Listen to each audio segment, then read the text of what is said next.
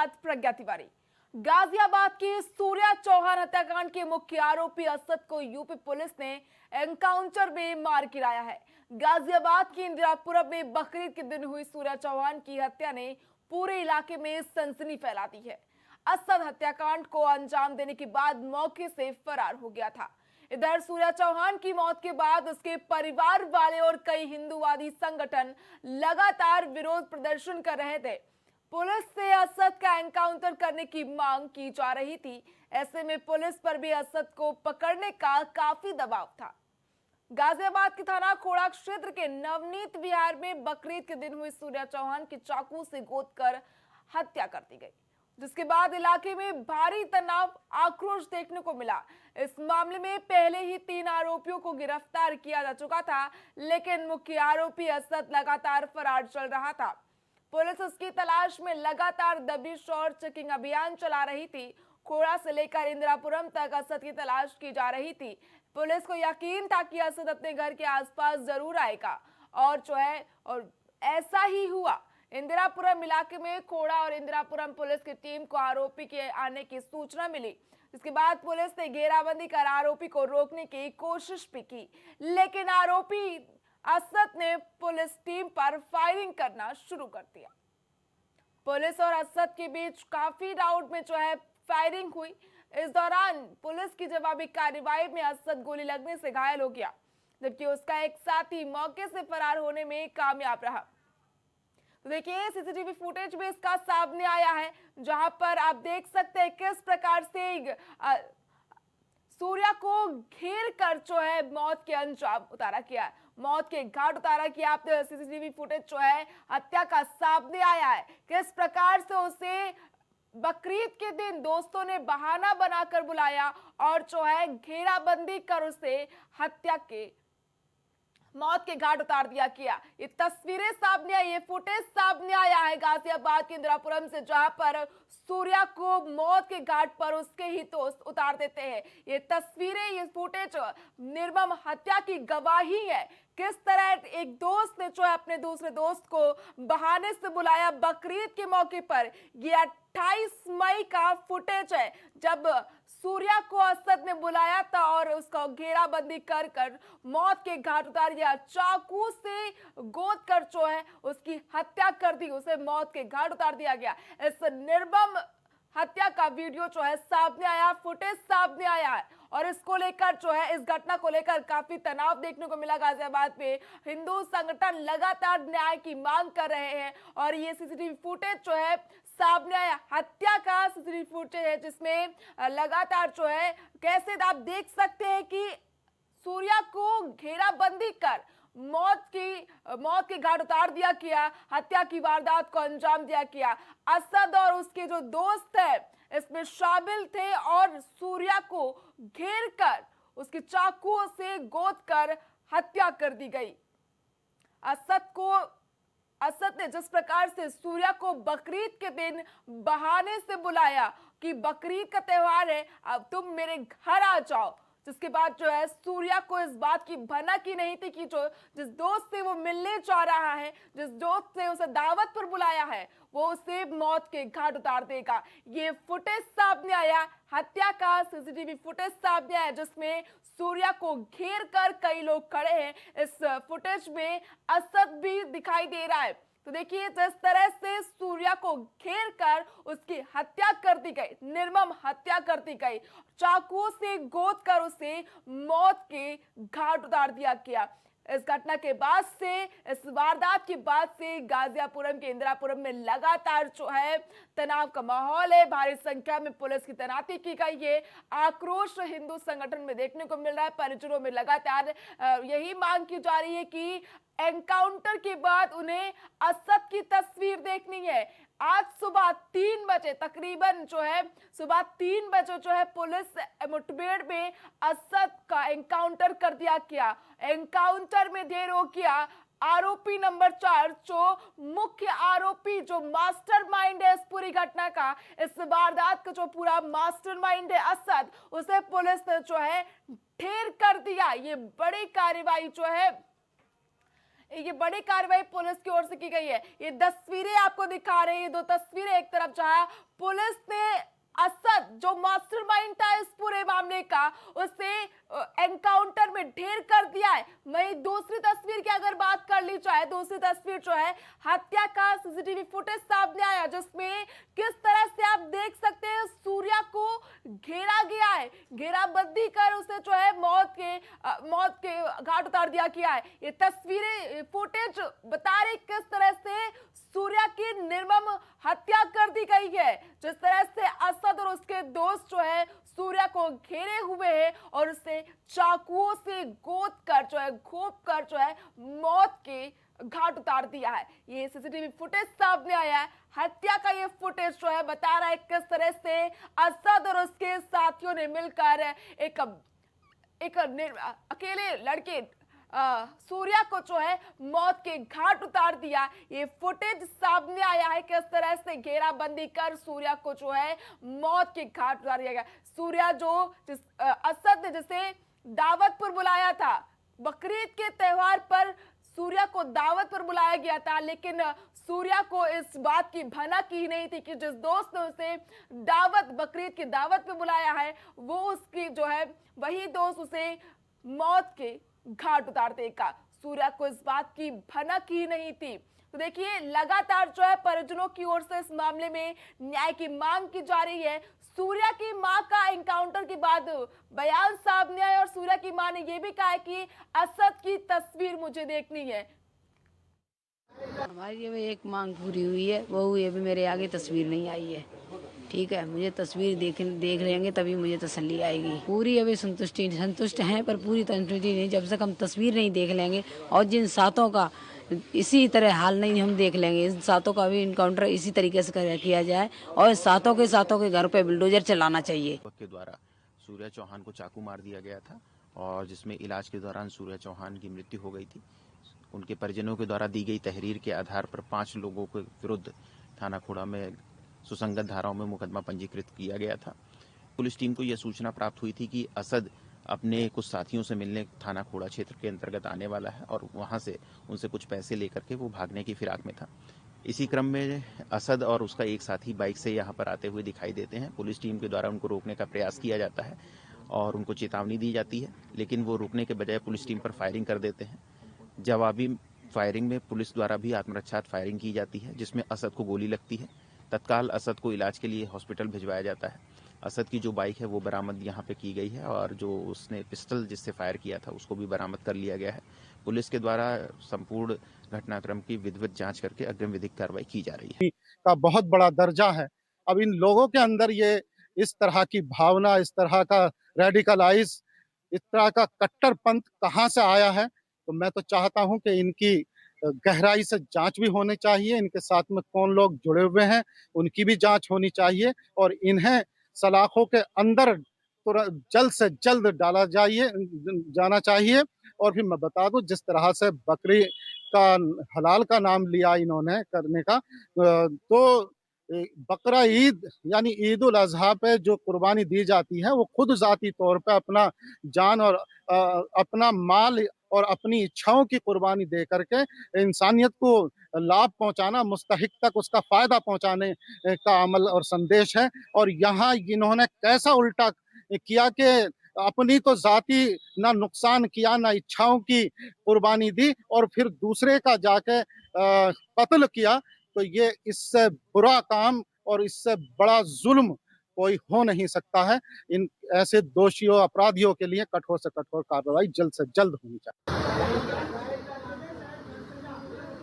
देखिए हत्या का सीसीटीवी फुटेज सामने आया, जिसमें आप देख सकते हैं कि सूर्या को उसके दोस्त जो है असद के साथ घेर कर खड़े हुए हैं और इसी दौरान जो है सूर्या को मौत की घाट उतार दिया जाता है। जिस असद ने सूर्या को बकरा ईद के दिन जो है दावत पर बुलाया था, ये दावत नहीं सिर्फ एक बहाना था सूर्या को मौत के घाट उतारने के लिए। तो असद ने सूर्या को दावत पर बुलाया, लेकिन सूर्या को इस बात की भनक नहीं थी कि जिस दोस्त ने उसे पुरानी रंजिश के चलते जो है दावत पर बुलाया है और उसे वो मौत के घाट उतार देगा।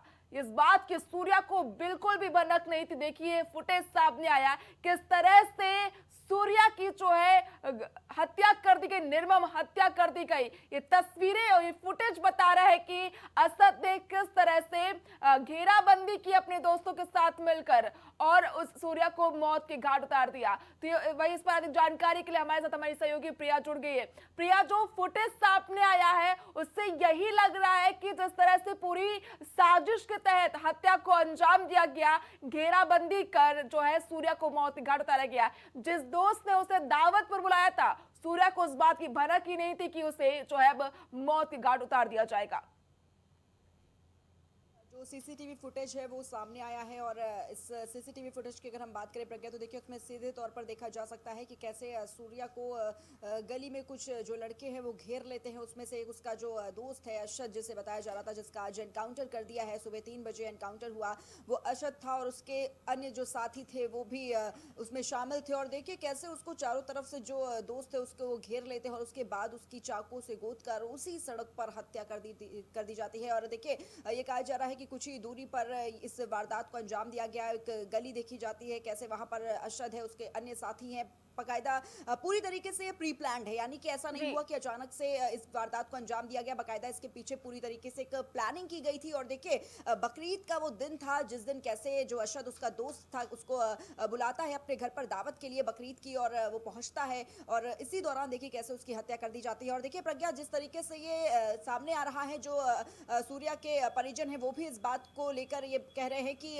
अशद के जो उसका दोस्त था, काफी विवाद चल रहा था सूर्या और असद के बीच में, लंबे समय से विवाद था किसी बात को लेकर। हालांकि समय जिस तरीके से बीतता गया, दोनों के बीच का मनमुटाव कम हो गया। सूर्या को ऐसा लग रहा था कि जो असद है वो अब सब सही हो गया है उन लोगों के बीच में, और इसी वजह से देखिए वो पहुंचने वाला था। लेकिन कैसे जो उसका दोस्त है वही कातिल बन गया, इस पूरी वारदात को अंजाम दिया गया। और असद ही देखिए प्रज्ञा वही मास्टरमाइंड है इस पूरे हत्या का, उसने इस पूरा प्लान तैयार किया और उसके बाद उसकी मौत हो जाती है सूर्या की। और देखिए अब असद की जिस तरीके से एनकाउंटर किया गया है, एनकाउंटर को लेकर देखिए जो जानकारी सामने आ रही है कि 3 बजे उसका एनकाउंटर किया है, गाजियाबाद पुलिस प्रशासन की तरफ से ये एनकाउंटर हुआ है। और देखिए प्रज्ञा, जो असद था, ये जानकारी मिली पुलिस को कि कैसे वो कुछ पैसे मांगने के लिए अपने दोस्त को वहां पर बुलाता है उस जगह पर, और इसकी जो जानकारी है वो पुलिस को लग जाती है। इसी दौरान पुलिस भी वहां पहुंचती है।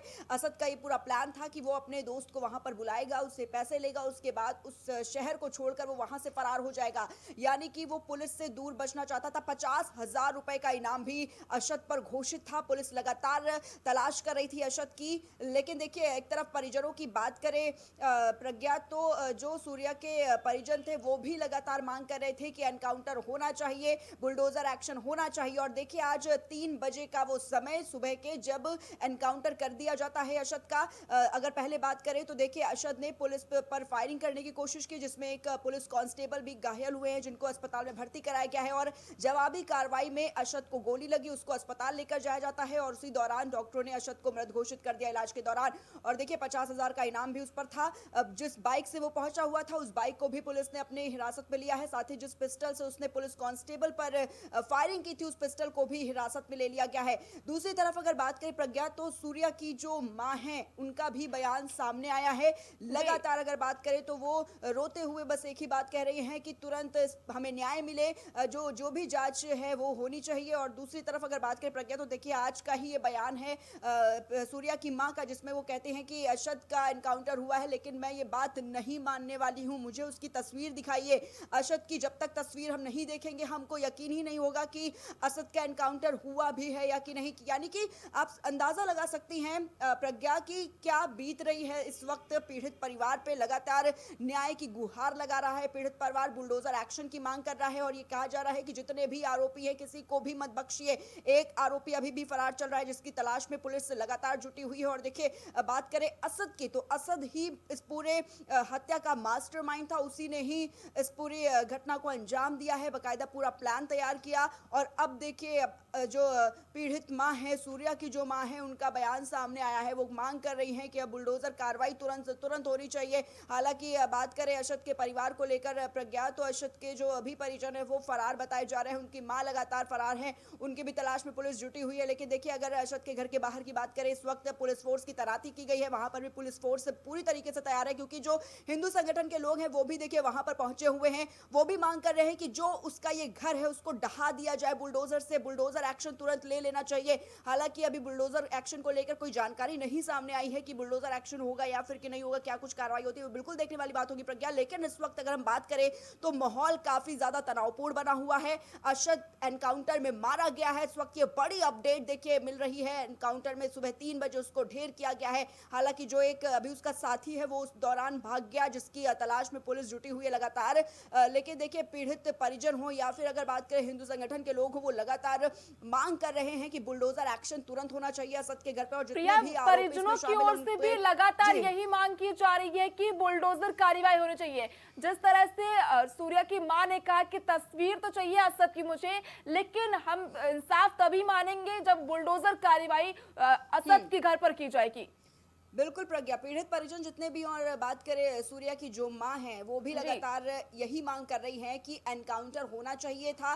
एनकाउंटर हालांकि अब हो चुका है, लेकिन एक आरोपी फरार है, उसके भी एनकाउंटर की मांग की जा रही है प्रज्ञा। और बात की जाए इस वक्त तो देखिए ये कहा जा रहा है, पीड़ित परिजन और जितने भी लोग हैं इस वक्त इंसाफ की मांग कर रहे हैं सूर्या की, वो देखिए यही बात कहते हुए नजर आ रहे हैं कि खून का बदला खूनी होना चाहिए, एक्शन लेना चाहिए। और इस पर एनकाउंटर की बात हो या फिर देखिए एक बड़ी बात यह कि बुलडोजर एक्शन में देरी नहीं होनी चाहिए। लगातार मांग की जा रही है कि तुरंत बुलडोजर एक्शन ले सरकार, और जो उसका घर है, जितने भी आरोपी हैं उनके घर को ढहा देना चाहिए, बुलडोजर कार्रवाई करनी चाहिए। लेकिन जिस तरीके से प्रज्ञा भी जानकारी मिल रही है कि बुलडोजर को लेकर कोई भी जानकारी प्रशासनिक स्तर से भी देखिए सामने अभी निकल कर नहीं आई है, लेकिन वहां पर भी हिंदू संगठन के लोग इकट्ठा हैं। इसी वजह से देखिए पुलिस फोर्स को तैनात किया गया है, जिसके चलते माहौल शांत रहे, माहौल बिगड़े नहीं, किसी प्रकार की कोई अप्रिय घटना ना वहां घटित हो सके। क्योंकि लोगों में देखिए बहुत आक्रोश है, लोग काफी नाराज हैं जिस तरीके से इस घटना को अंजाम दिया गया। प्रज्ञा, बकरीद के दिन जैसे उस अरशद ने अपने दोस्त सूर्या को बुलाया,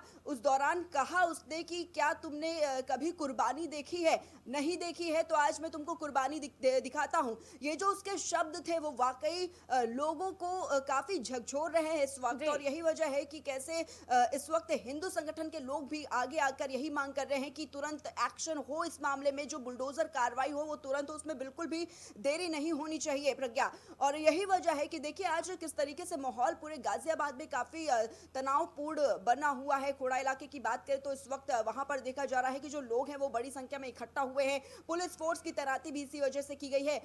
कल से ही देखा जा रहा है कि ये मामला काफी ज्यादा तूल पकड़ता हुआ नजर प्रिया, आया। इससे पहले भी ऐसे घटनाएं, ऐसे जो है वारदात सामने आई जिसमें मुस्लिम संगठन की ओर से कि हिंदू युवक या हिंदू लड़की की हत्या कर दी जाती है।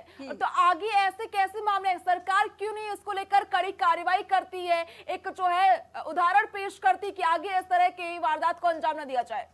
बिल्कुल प्रज्ञा, देखिए क्योंकि इस वक्त देखा जा रहा है कि इस पूरे मामले को एक मुस्लिम एंगल से बिल्कुल जोड़कर देखा जा रहा है, इसमें कोई भी शक नहीं है, इसको मुस्लिम एंगल से ही जोड़कर देखा जा रहा है। और जो तमाम ऐसे खबरें सामने निकल कर आती हैं उसमें भी देखा जाता है अगर इस तरीके से कोई वारदात को अंजाम दिया जाता है, उसके बाद कहीं ना कहीं हिंदू मुस्लिम पर भी जो राजनीति का बहस है वो भी शुरू हो जाती है। और इस मामले में भी कहीं ना कहीं कुछ इसी तरह की जो तस्वीरें हैं वो सामने निकल कर आ रही है। और यही वजह है कि लोग मांग कर रहे हैं, लोगों में नाराजगी है, मुस्लिम्स को एक बार फिर से टारगेट करने की कोशिश की जा रही है कि देखिए जो तमाम बयान सामने निकल कर आ रहे हैं, हालांकि देखिए कुछ मौलानाओं के भी इस पर बयान सामने निकल कर आए, वो भी यही कह रहे हैं कि अगर जो भी गलत है, अगर मुस्लिम समुदाय का भी कोई व्यक्ति गलत होता है तो उसे गलत ही कहा जाएगा। इसमें ऐसा नहीं है कि ये कोई मुस्लिम एंगल से जोड़कर इसे देखा जाए या फिर हिंदू एंगल से जोड़कर देखा जाए। अगर गलत को हम गलत ही कहेंगे और अगर कोई भी व्यक्ति इस तरह की वारदात को अंजाम देता है तो उसके खिलाफ एक्शन मौलानाओं की ओर से कहा गया है कुर्बानी, बकरा ईद के दिन कुर्बानी अपनी इच्छाओं को दिया जाता है,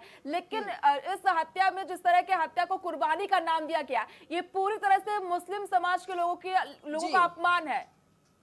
बिल्कुल बिल्कुल प्रज्ञा, देखिए बिल्कुल इस बात पर भी नाराजगी देखी जा रही है। और यही वजह है कि जो तमाम मुस्लिम धर्मगुरु हैं, जो मौलाना हैं, वो खुद यही बात कह रहे हैं कि देखिए इस तरीके से तो आप एक धर्म की बदनामी करने की कोशिश कर रहे हैं, आप अपने ही धर्म को गलत बताने की कोशिश कर रहे हैं, गलत संदेश देने की कोशिश कर रहे हैं।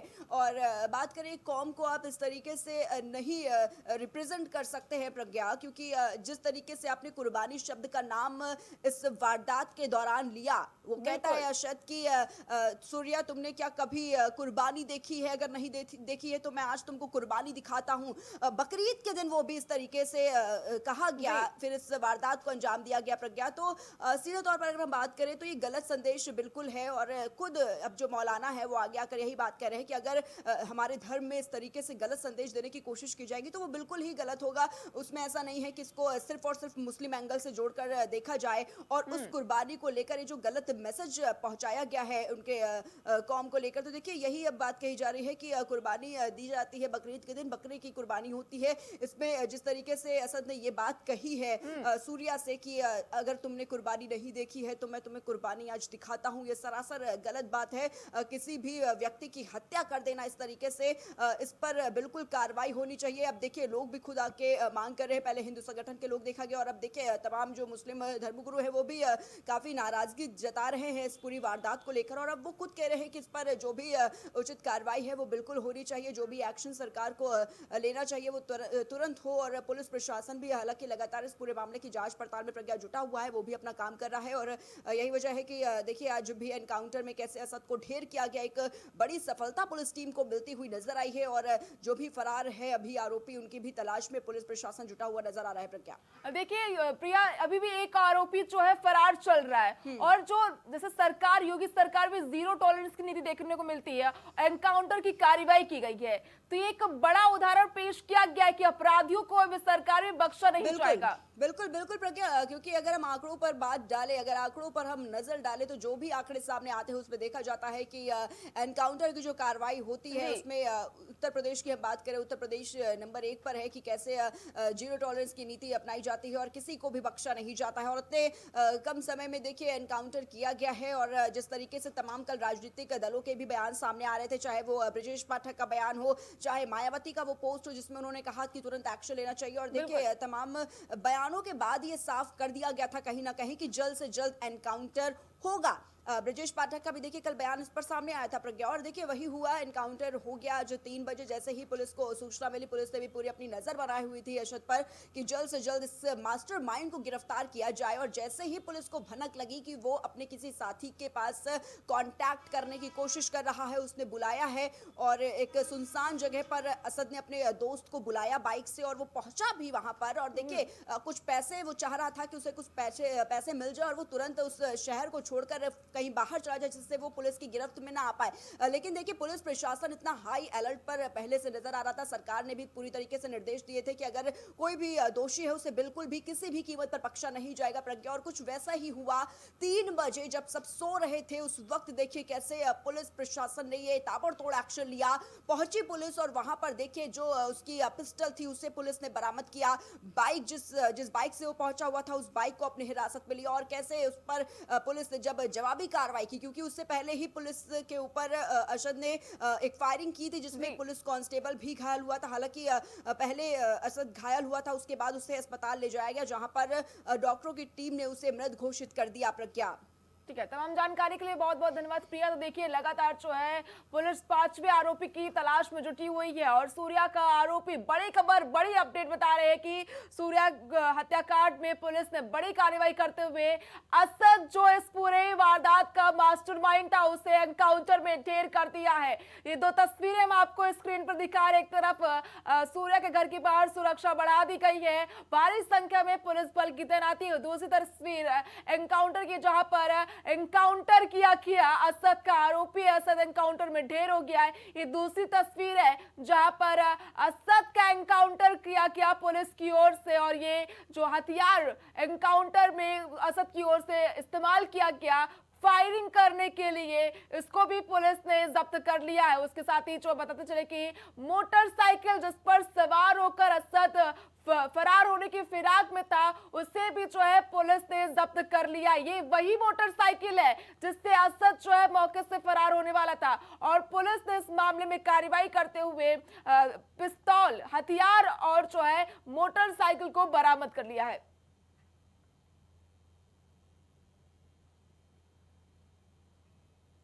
बता दें कि सूर्या मर्डर केस में पुलिस ने बड़ी कार्रवाई करते हुए जो मास्टरमाइंड था इस पूरी घटना का, इस पूरे वारदात का उसे पुलिस ने एनकाउंटर में ढेर कर दिया है। अभी जो है 5वां आरोपी जो है मौके से फरार होने में सफल रहा, जिसकी तलाश में पुलिस ने कॉम्बिंग ऑपरेशन शुरू किया है और इसी ऑपरेशन के तहत जो है उसकी हिरासत होगी, उसके जो है लगातार उसके लिए सर्चिंग अभियान जारी है, तलाशी अभियान जारी है और चप्पे चप्पे पर निगरानी रखी जा रही पुलिस की ओर से। और जल्द ही पुलिस ने कहा है कि 5वां आरोपी भी एनकाउंटर या हिरासत में होगा।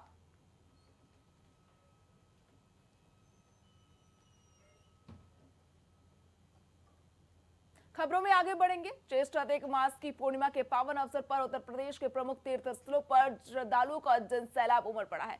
पवित्र स्नान पूजा अर्चना के लिए बड़ी संख्या में श्रद्धालु प्रयागराज के संगम तट पहुंच रहे हैं।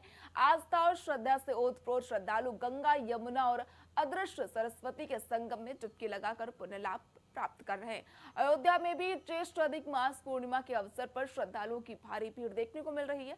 बड़ी संख्या में भक्त पवित्र सरयू नदी में स्नान कर भगवान श्री राम की नगरी में पूजा अर्चना कर रहे हैं। सुबह से ही घाटों पर श्रद्धालुओं की लंबी कतारें लगी हुई हैं। पूरा वातावरण भक्ति और आध्यात्मिक ऊर्जा से सराबोर नजर आ रहा है। प्रशासन की ओर से सुरक्षा व्यवस्था के पुख्ता इंतजाम किए गए हैं। घाटों पर पुलिस और प्रशासनिक अधिकारी लगातार निगरानी बनाए हुए हैं ताकि श्रद्धालुओं को किसी प्रकार की असुविधा का सामना न करना पड़े। पूर्णिमा के इस विशेष अवसर पर प्रदेश के प्रमुख धार्मिक स्थलों पर श्रद्धा, भक्ति और सनातन परंपरा का अद्भुत संगम देखने को मिल रहा है। ये दो तस्वीरें सामने आपके स्क्रीन पर देख पा रहे हैं। एक तरफ अयोध्या, एक तरफ प्रयागराज, जहां पर श्रद्धालुओं का जमावड़ा देखने को मिल रहा है। पवित्र पावन गंगा में और सरयू में जो है लोग स्नान कर रहे हैं, आस्था की डुबकी लगा रहे हैं। अयोध्या में सरयू नदी में जहां एक लोग जो है डुबकी लगाते हुए नजर आ रहे, तो वही प्रयागराज में संगम तट पर जो है भारी भीड़ देखने को मिल रही है। श्रद्धालु भारी संख्या में पहुंचे और आस्था की डुबकी लगा रहे हैं। आज ज्येष्ठ मास की पुरुषोत्तम मास की पूर्णमासी है। आज के दिन नहाने से, दान पुण्य करने से बहुत फल प्राप्त होता है। और प्रयागराज है, मोक्ष की नगरी है। तो आप लोग ने क्या किया आज हम लोगों ने नहाया, दान पुण्य किया और गंगा मैया का आशीर्वाद लिया। मैं अपनी माता जी के साथ सुबह उठ के गंगा जी आए स्नान करने। आज पूर्णमासी थी। माता जी ने बोला सुबह आइए, चलिए, जो हमारा धार्मिक चीज़ें हैं वो आप समझिए, तो हम उसी के माता जी के साथ आए। बहुत अच्छा लगा। ये है प्रयागराज संगम। ये सबसे बड़ा मेला जहाँ लगता है, माघ मेला, हम वहाँ पे हैं इस टाइम। सबसे अच्छी बात ये है। और हम इस धरती परिचय, मेरा नाम यश श्रीवास्तव है, मैं चक 0 रोड बहादुरगंज है। ये जो है जेठ का महीना चल रहा है और उसमें पुरुषोत्तम मास भी लगा हुआ है। पुरुषोत्तम मास और जेठ जल्दी पड़ता नहीं, ये दोनों एक साथ हुए हैं इसलिए। और उसी में आज पूर्णिमा भी है और जेठ की पूर्णिमा। जेठ की पूर्णिमा में यहाँ नहाने से शरीर के रोग, कष्ट, व्याधा, परिवार की तकलीफ़ें दूर होती है। और गंगा नहाने से वैसे ही परिवारों की तकलीफ़ दूर होती है। गंगा स्नान, दान पुण्य करने से घर परिवार में सुख समृद्धि होती है और आपके जीवन सुंदर होते हैं। भागवत सुन रही हूँ और यहाँ आगे डुबकी लगा के सर शंकर जी को जल चढ़ाई हूँ और सर जी में स्नान की हूँ। सौराष्ट्र सोमनाथ श्रीशैले मल्लिकार्जुनम उज्जैनियां महाकालम ओंकारम अमरेश्वरम केदारम हिमवत्विचे डांगमियां भीमशंकरम वाराणस्याम विश्वेश्वरस्य त्र्यंबकम गौतमी तटे वैद्यनाथम चिताभूमो नागेशम द्वारकामणे सेतुबंदितु रामेशम घुसमेशम तुलसी वालय। बहुत बढ़िया, रोज लगाती हूँ, हमेशा बोलाती है माता। मैं आज मलमास के अमावस्या दिन के अवसर पर सरजू नदी में स्नान किया और सूर्य अर्घ्य दिया और इसके बाद मैं राम मंदिर दर्शन के लिए जाऊंगा और सभी दर्शन स्थान का दर्शन करूंगा। कैसा लगा आपको डुबकी लगाने? यहाँ आकर बहुत अच्छा लगा। सर हम आजमगढ़ से हम लोग आए हैं पूरे टोली में और सर हम लोग यहाँ पे आके सरजू जी में स्नान किया है और आज अमावस्या के पावन अवसर पे हम लोगों का सौभाग्य है कि आज जो है कि भगवान राम की नगरी में जो हम लोगों को दर्शन करने का सौभाग्य प्राप्त हुआ। बड़े हम लोग खुश नसीब हैं कि इस अच्छे दिव्य अवसर पे हम लोगों को यहाँ पे जो है कि आके हम लोगों का स्नान करने का, भगवान राम का जो है दर्शन करने का सौभाग्य प्राप्त हुआ।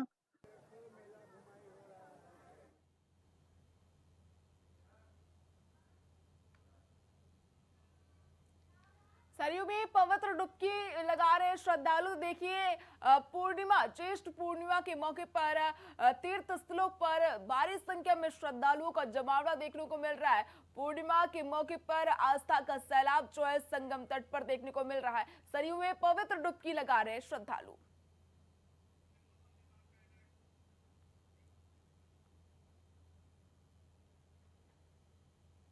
रुक करेंगे बड़ी खबरों की और इस वक्त की बड़ी खबर मौसम को लेकर सामने आ रही है। आपको बता दें कि मौसम को लेकर मौसम विभाग का अलर्ट, उत्तर प्रदेश में मौसम विभाग का अलर्ट।